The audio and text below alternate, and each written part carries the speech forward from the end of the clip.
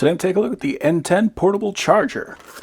So it does come with a charging cable that is USB-A to USB-C. Got our instructions. It says it has a 3.7 volt, 50,000 milliamp hour, 185 watt hour battery. Got our dimensions, we got our weight, 486 grams, and we got our input and output voltages depending on the port.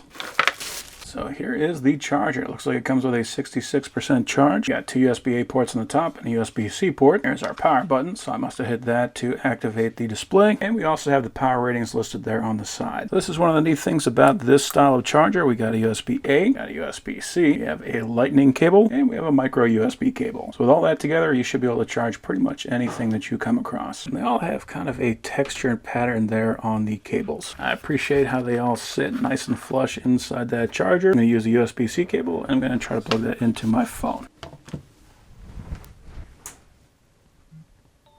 There we go. And we are charging. Look on the display, we can see we are currently in power delivery mode, and we can see that we are in fact fast charging. So yeah, 50,000 milliamp hours. That is an incredible size for a power bank of this size. Overall, I'm very happy with that.